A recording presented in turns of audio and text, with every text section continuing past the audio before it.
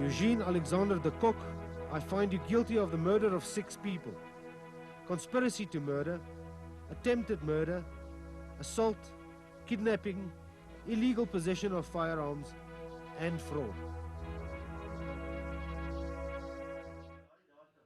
Eugene de Kock joined the police force in the late 1970s, after failing to enlist in the army because of a stutter. He first rose to prominence during the latter stages of the Rhodesian-Bush War, where his actions awarded him the chance to form his own counter-insurgency unit. Kofoot, as it was known, was tasked with combating SWAPO guerrillas during the Namibian War of Independence. The unit became notorious for its high enemy kill rate and atrocities against the local population. His colleagues during that time remember him as a leader who led from the front. He didn't wait in the base and send you out on a mission that could get you killed. He expected you to follow him on such a mission, and people develop a hero worship for such a man. In 1984, he was transferred to another counter-insurgency unit named C1, headquartered at the notorious Vlakplaas farm just outside Pretoria.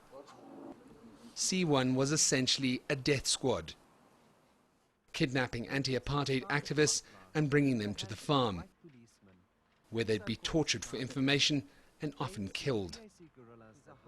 A year after his arrival, de Kock took over command at Vlakplaas, and for the next 9 years wreaked death and destruction around South Africa, eliminating enemies of the apartheid state. His unit was also instrumental in turning the country's townships into bloodbaths during the early 90s, all in the hopes of preventing a democratic election. His ability to commit cold-blooded murder with precision earned him the undying respect of those he commanded. I mean, if he walks into an office, everybody was respecting him.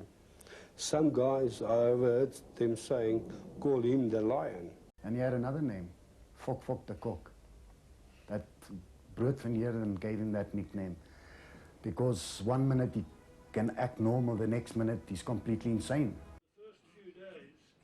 De Kock was convicted of only 6 murders, but it's widely believed he ended the lives of at least 100 people.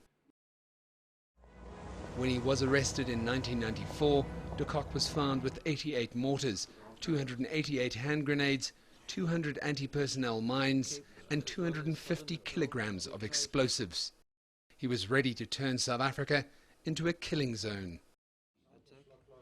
However, de Kock was recognized by the Truth and Reconciliation Commission as the one man who did everything he could to expose the murderous and systematic violence of the apartheid government.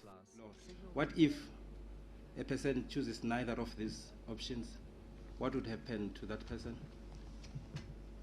I believe, Chairperson, in all probability that he would have died. He would have been killed. And to this day he believes he was a scapegoat for the politicians and high-level officials from whom he allegedly received all his orders. Primeval was a name given to me. I don't deserve it. All the primevals is walking outside there. Nicolaas Bauer, Johannesburg.